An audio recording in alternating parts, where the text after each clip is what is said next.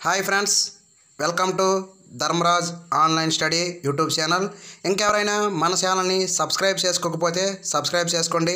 పక్కనే ఉన్న bell icon అయితే క్లిక్ చేయండి. మనం ఏ వీడియో నూతనంగా పెట్టినా అది మీరు నోటిఫికేషన్ ద్వారా పొందవచ్చు. ఓకే, టుడే వీడియోలో అర్థమెటిక్ సబ్జెక్ట్ నుంచి రేషియో అండ్ ప్రొపోర్షన్, నిష్పత్తి అనుపాతం అనే టాపిక్ గురించి డిస్కస్ చేసుకుందాం.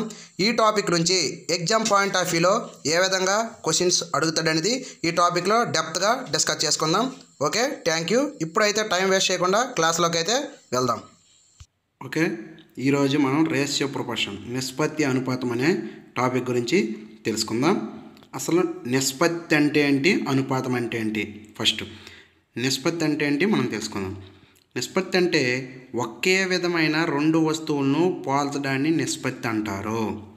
ఓకే, ఒకే విధమైన రెండు వస్తువుల్ని పోల్చడాన్ని నిష్పత్తి అంటారు. ఏ కామ బీలు రెండు వస్తువులైనా వాటి మధ్య నిష్పత్తిని A/B ఆర్ A/Bగా రాస్తారు.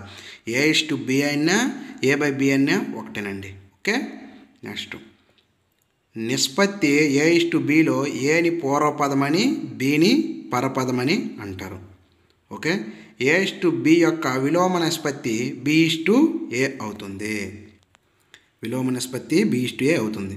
అలాగే A/B/C యొక్క విలోమ నిష్పత్తి 1/A 1/B 1/C అవుతుంది. Okay, 1/A 1/B 1/C. A/B/C యొక్క విలోమ నిష్పత్తి 1/A/1/B/1/C అవుతుంది. ఓకే, అలాగే బహుళ నిష్పత్తి మిశ్రమ నిష్పత్తి ఆర్ మిశ్రమ నిష్పత్తినే సంకీర్ణ నిష్పత్తి కూడా అంటారండి. ఓకే, సంకీర్ణ నిష్పత్తి కూడా అంటారు. చూడండి, A/B, C/D, E/F యొక్క బహుళ నిష్పత్తి అంటే మిశ్రమ నిష్పత్తి. బహుళ నిష్పత్తి ఎంత అంటే A/B × C/D × E/F. ఓకే, ఇదండి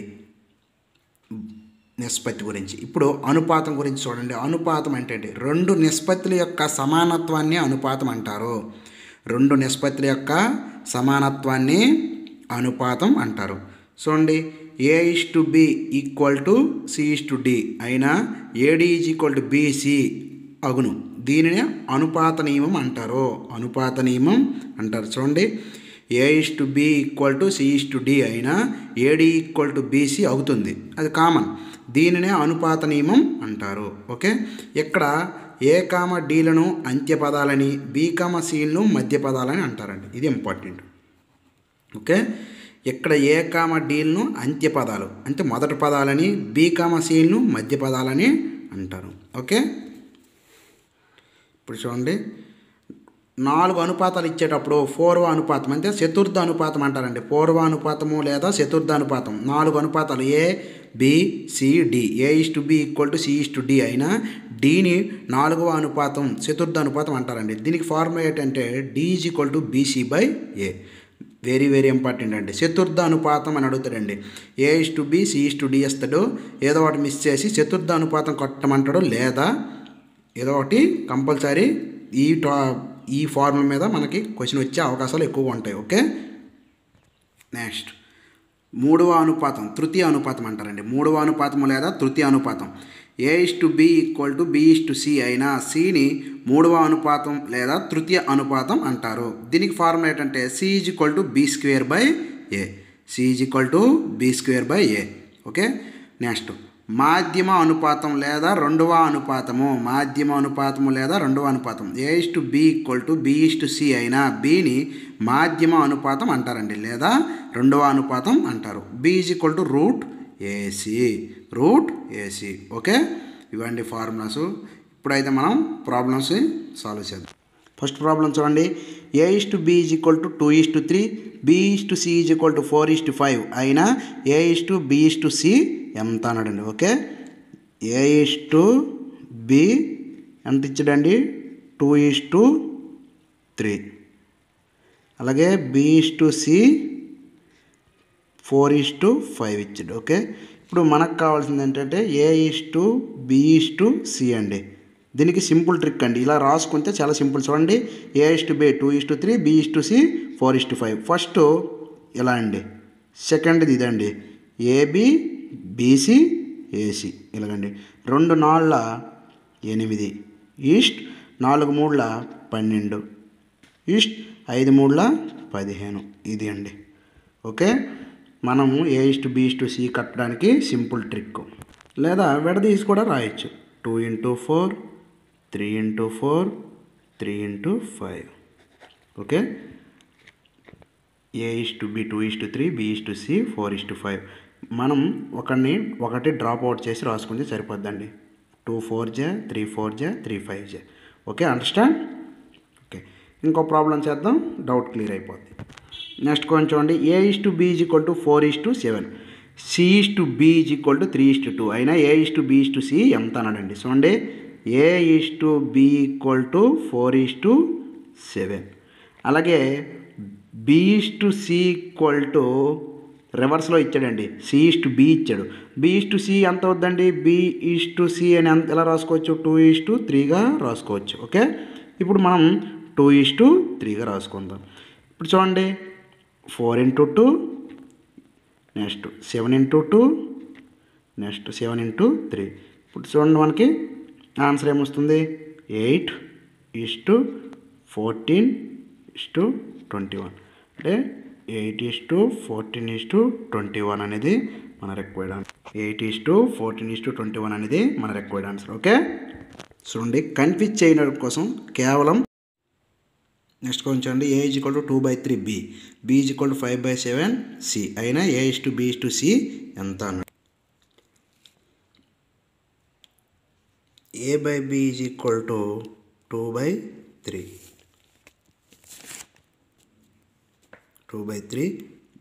B/C = 5/7 అండి. ఓకే, 5/7. ఇప్పుడు A/B 2:3గా రాసుకోవచ్చు.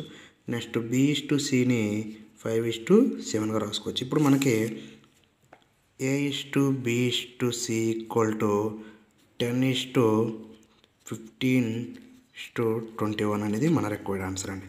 ఓకే, 21 అనేది మన required answer. Okay, next problem. A = 2B B = 3C అయినా A/B/C ఎంత అన్నాడండి. చూడండి, A = 2B B = 3C అయినా A/B/C ఎంత అన్నాడు. A/B = 2/1 అండి. అలాగే B/C =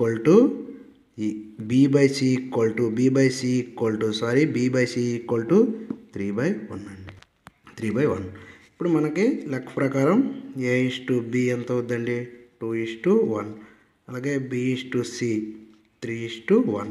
అంటే 6:3:1 అనేది 6:3:1 అనేది మన రిక్వైర్డ్ ఆన్సర్. 2 3 1 3 1 1. ఓకే, చూడండి, A/2 = B/3 = C/5 అయినా A/B/C ఎంత అన్నాడండి. ఇది కేవలం కన్ఫ్యూజ్ చేయడానికి మాత్రమే. A/B = 2/3 అండి. అలాగే B/C = 3/5. ఓకే, ఇప్పుడు A/B = 2:3 అలాగే B/C = 3:5 ఇదండి. ఓకే, ఇప్పుడు మనకి A/B/C = 2 3 6 9 15 అంటే ఎంత వస్తుంది,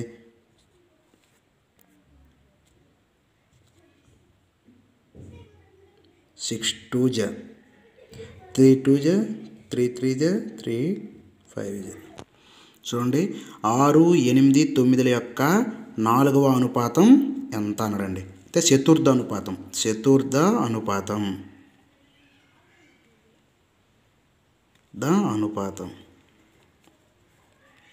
ఓకే, D = BC/A కదండి. 8 × 9/6 అండి. ఓకే, 6 8 9 అండి. దీన్ని ABC అనుకోవాలండి. ఓకే, ఇప్పుడు 8 9ల 72/6 అండి. ఓకే, చతుర్థానుపాతం ఆన్సరు 9 అండి. 9 అంటాను, సారీ 6 12 అండి. 12 అనేది మన రిక్వైర్డ్ ఆన్సర్. ఓకే, 12 అనేది మన రిక్వైర్డ్ ఆన్సర్. అలాగే 4 6ల యొక్క 3వ అనుపాతం ఎంత అన్నాడండి. తృతీయ అనుపాతం తృతీయ అనుపాతం బి స్క్వేర్ బై ఏ కదండి. C is equal to B square by A ఇది బి ఇది అంటే 6 స్క్వేర్ బై 4 36 బై 4 అంటే 9 అనేది మన ఆన్సర్ అండి. C equal to 9. Okay, next question. 8, 18 యొక్క మధ్యమ అనుపాతం ఎంత అన్నాడండి. మధ్యమ అనుపాతం ఫార్ములా ఏంటండి? B is equal to root AC. Okay, root AC root 8 into 18 8 into 18 okay, root 144.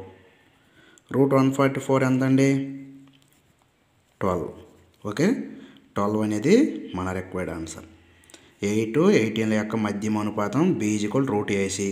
AC 8 into 18 18 144. 144 అంటే 12 యొక్క స్క్వేర్. ఓకే, స్క్వేర్కి రూట్కి పోతే 12 అనేది మన రిక్వైర్డ్ ఆన్సర్. 3 బస్సుల యొక్క వేగాల మధ్య నిష్పత్తి 12:15:20 అయినా అది గమ్యస్థలాలకే చేరడానికి పట్టిన కాలాల నిష్పత్తి ఎంత అనడండి. ఓకే, కాలాలు పట్టే కాలం ఎంత అనడం. ఓకే, కాలం ఎంత అనడండి. దీనికి ఓకే 12:15:20 ఏంటండి? ఇది వేగాల నిష్పత్తి, వేగాల రేషియో. కాలాల నిష్పత్తి అంటే 1/12 1/15 1/20 అండి. ఓకే, 12, 15, 20 యొక్క ఎల్సిఎం 60 వస్తుందండి. ఓకే, 60 చూడండి, చెక్ చేసుకోండి. 12, 15, 20 23 జా 4 జా 5 జా ఓకే 60 అనేది వస్తుందండి. ఇప్పుడు 1/12 into 60 east 1/15 into 60 east 1/20 into 60. Okay, 12 5 జా 4 జా 3 జా వేక్ పట్టు కాలము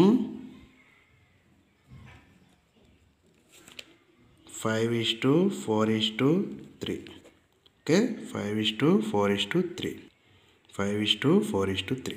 చూడండి, 120 కేజీలు కలిగిన మిశ్రమంలో రాగి జింకుల మధ్య నిష్పత్తి 5:3 అయినా రాగి బరువు ఎంత అనండి. రాగి జింకుల యొక్క నిష్పత్తి 5:3. ఓకే, టోటల్ 120 కేజీలు.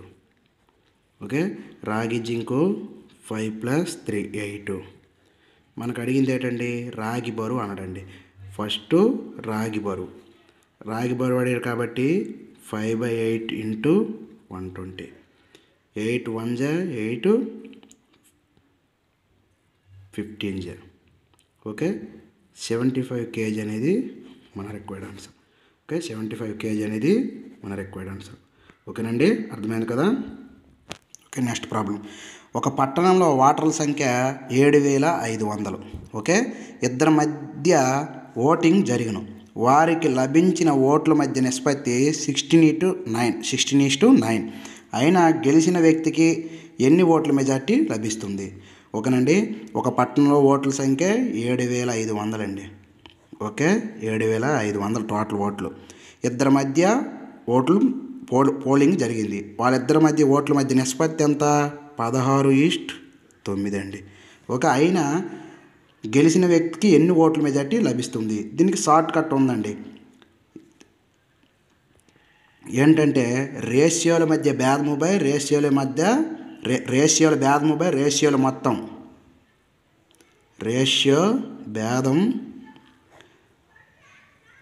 రేషియో మొత్తం ఇంటూ ఓటర్ల సంఖ్య. ఓకే, అటు ప్రకారం చేస్తే చాలా సింపుల్గా వస్తుందండి. చూడండి, 16 - 9/16 + 9 ఇంటూ 7500. 16 నుంచి 9 తీస్తే 7/25 ఇంటూ 7500. 25 300. అంటే 2100 అనేది మెజారిటీ అండి. ఓకే, మెజారిటీ ఓట్ల మెజారిటీ 2100, 2100 ఓట్లు మెజారిటీ, 2100 ఓట్లు మెజారిటీ అండి. ఇది షార్ట్ కట్ అండి. ఓకే, సింపుల్గా 7500 ఓట్లు అండి టోటల్. ఇద్దరు ఓటర్ల మధ్య జరిగింది. వాళ్ళ యొక్క నిష్పత్తి 16:9 ఇచ్చాడు. అయినా గెలుచుకున్న అభ్యర్థి యొక్క ఓట్ల మెజారిటీ ఎంత అన్నాడండి. అలా ఇచ్చేటప్పుడు ఓన్లీ ఇది ట్రిక్ అండి. రేషియోల మధ్య భేదము బై రేషియోలు మొత్తము ఇంటూ ఓటర్ల సంఖ్య. ఓకే, 750 రూపాయలను ఏబిసిలను 7:5:7 నిష్పత్తిలో పంచను. అయినా సి యొక్క వాటా ఎంత అన్నాడండి. A:B:C 7:5:3. ఓకే, టోటల్ అమౌంట్ 750 రూపాయలు. ఓకే, పంచను. అయినా సి వాటా ఎంత అన్నాడండి. చూడండి, రేషియోలు కలిపిడమే. 7 + 5 + 3 15 అండి. ఓకే, ఎవరిది అడిగాడండి. సి వాటా ఎంత అండి. 3/15 ఇంటూ 750 అండి. ఏం లేదు, చాలా సింపుల్. 15 1 జా 15 5 జా 150 రూపీస్ అనేది సి యొక్క వాటా. సి వాటా 150 రూపీస్. ఓకే, చాలా సింపుల్ షార్ట్ కట్స్ అండి. ఓకే, సి యొక్క వాటా 150 రూపీస్. 750 రూపాయలు కలిగిన ఏబీసీలు 750 రూపాయలు ఉంది. ఈ ముగ్గురు పంచాలి ఏబీసీలకి. వాళ్ళు రేషియోలు ఇచ్చారు. అయినా వాటా ఎంత అడిగాడు. ఓకే, చూడండి, 510 రూపాయలను ఏబీసీలకు పంచవలను. ఏ వాటా బి వాటాలో 2/3 వంతండి. A = 2/3 బి అండి వంతు. బి వాటా సి వాటాలో 1/4 వంతు అండి. బి 1/4 వంతు సి అండి. అయినా బి వాటా ఎంత అన్నాడండి.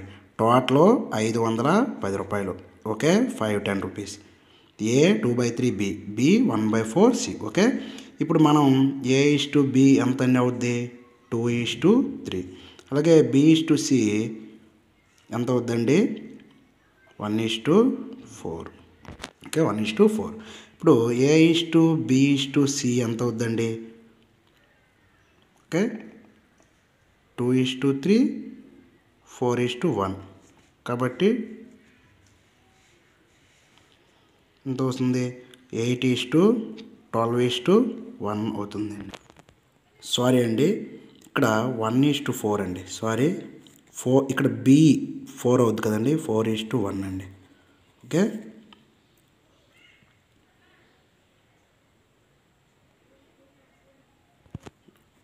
One is to 4. చూడండి, 2:3:12. ఎవరు వాట అడిగాడండి. బి వాట అడిగాడు. టోటల్ 17 కదండి. 17 టోటల్ 2 + 3 + 12 17. ఓకే, 17 కాబట్టి మనకు ఎవడు వాట అడిగినాడు. బి వాట. B/17 into 510. 17 1 జా 17 3 జా. అయితే బి వాట 90 రూపాయలు అండి. ఓకే, కన్ఫ్యూజ్ ఏం లేదు ఫ్రెండ్స్, క్షమించండి, చిన్న మిస్టేక్ జరిగింది. A = 2/3 బి అండి. B = 1/4 సి వాటా అంట కదండి. A:B B:C. A:B 2:3 అవుతుందండి. B:C 1:4 అవుతుంది. 4:1 అనేసి ఓవర్లుక్లో వేస్తాను, క్షమించాలి. ఇప్పుడు చూడండి, 2:3:12 అవుతుంది. ఇప్పుడు రేషియోలు మొత్తం 17 అండి. మనకి ఎవరిది అడిగాడు. బి అడిగాడండి. 3/17 ఇంటూ 510. ఓకే, 90 రూపీస్ అనేది మన రిక్వైర్డ్ ఆన్సర్. ఓకే, కొన్ని పావురాలు కుందేళ్ళు కలవు. తలల సంఖ్య 80, కాళ్ళ సంఖ్య 220. అయినా ఎన్ని కుందేళ్ళు కలవు అన్నాడండి. ఓకే, పావురాలు కుందేళ్ళు కలవు. తలల సంఖ్య 80 ఇచ్చాడు. కాళ్ళ సంఖ్య 220 ఇచ్చాడు. అయినా ఎన్ని కుందేళ్ళు కలవు అన్నాడండి. Very very important question. పావురాలు 80, కుందేళ్ళు 80 వేసుకోండి. పావురాల కాళ్ళ సంఖ్య 2, కుందేళ్ళ కాళ్ళ సంఖ్య 4. అంతే 160, 320 అండి. టోటల్ కాళ్ళ సంఖ్య 220 ఇచ్చాడు. దీనికి ఎలిగేషన్ మెథడ్ అప్లై చేయాలండి. ఓకే, ఎలిగేషన్ రూల్ 160 220కి 60 అండి. ఓకే, 320కి 220కి 100. ఓకే, మన కుందేళ్ళు ఎన్నండి. కాళ్ళు 4 కాబట్టి 100/4. అంతే 25 కుందేళ్ళు ఉన్నాయండి టోటల్. ఓకే, అలాగే పావురాల కాళ్ళు ఎన్నండి. 2 కాబట్టి 60/2 అండి. 30 అండి. ఓకే, కుందేళ్ళు 30, పావురాలు 25 అండి. ఓకే, సింపుల్ అండి, ఏం లేదు. ఎలిగేషన్ రూల్లో చేసుకుంటే మనకి సమ్ అనేది చాలా సింపుల్గా వస్తాయి. కుందేళ్ళు ఎన్ని అని అడిగాడు కదండి, కుందేళ్ళు ఎన్ని కలవ అన్నారు కదండి, 30. చూడండి చెక్ చేసుకోండి. 30 కుందేళ్ళు 34 120. అలాగే పావురాలు 25 25 కాబట్టి 25 2 50. సారీ అండి, ఇక్కడ కూడా 2తోనే భాగించాలి. 50 అనేది మన రిక్వైర్డ్ ఆన్సర్. ఓకే, కుందేళ్ళు 50, కుందేళ్ళు 30, పావురాలు 50. చూడండి, 40 రూపాయలను 100 మంది పిల్లలకు పంచవలను. ప్రతి బాలుడుకు 50 పైసలు, ప్రతి బాలికకు 25 పైసలు ఇవ్వవలను. అయినా ఎంతమంది బాలురు కలరు? ఓకే, 40 రూపాయలను 100 మంది పిల్లలకు పంచవలను. ప్రతి బాలుడికి 50 పైసలు, ప్రతి బాలికకు 25 పైసలు ఇచ్చినా ఎంతమంది బాలురు కలరు అన్నాడండి. ఏ విధంగా చేయాలంటే 50 పైసలు 25 పైసలు ఫస్ట్ వేయాలండి. 2:1 రేషియో వస్తుంది. Okay, 2 boys girls. Okay, boys girls వేస్తాం. 50 రూపాయలు 25 రూపాయలు కానీ 40 రూపాయలు ఇచ్చాడు కాబట్టి ఎలిగేషన్ మెథడ్ అప్లై చేయాలండి. ఓకే, 10 15 3:2 కదండి, 3:2 ఏమన్నాడు? టోటల్ 3 + 2 5 కానీ మనకి బాయ్స్ అడిగాడు కాబట్టి బాయ్స్ 3/5 ఇంటూ 60 మంది అండి. ఓకే, 60 మంది బాయ్స్. ఎంతమంది? 60 మంది అండి. ఓకే, సో చెక్ చేసుకోండి. 3:2 టోటల్ 3 + 2 రేషియో కలపాలి. 5 3/5 ఇంటూ 100 అంటే ఓకే, డన్. చూడండి, ఇవి చాలా చాలా ఇంపార్టెంట్. A:B యొక్క వర్గ నిష్పత్తి A²:B² అంటే డూప్లికేట్ రేషియో. అలాగే A:B యొక్క వర్గమూల నిష్పత్తి √A:√B అంటే సబ్ డూప్లికేట్ రేషియో అంటారండి. వర్గమూల నిష్పత్తి, వర్గమూల నిష్పత్తి, ఘనమూల నిష్పత్తి చాలా చాలా ఇంపార్టెంట్. చూడండి చెక్ చేసుకోండి. A:B యొక్క వర్గ నిష్పత్తి, వర్గమూల నిష్పత్తి, ఘనమూల నిష్పత్తి, ఇవి ఫార్ములాస్ బై హార్ట్ చేసుకోండి. ఓకే, 3:5 యొక్క వర్గ నిష్పత్తి అంతా అంతడండి. వర్గ నిష్పత్తి 3:5 యొక్క వర్గ నిష్పత్తి A²:B² కాబట్టి 9² 25 అనేది మన రిక్వైర్డ్ ఆన్సర్. ఈ విధంగా ప్రాబ్లమ్స్ అనేవి ఆ ఫార్ములాస్ మీద ఎక్కువగా అడుగుతూ ఉంటాడండి. ఓకే, ఇంతటితో మన క్లాస్ అయితే కంప్లీట్ అయ్యింది. ఎవరికైనా డౌట్స్ ఉంటే కామెంట్ సెక్షన్లో తెలపండి. ఇంకెవరైనా మన ఛానల్ని సబ్స్క్రైబ్ చేసుకోకపోతే సబ్స్క్రైబ్ చేసుకోండి. బెల్ ఐకాన్ క్లిక్ చేయండి.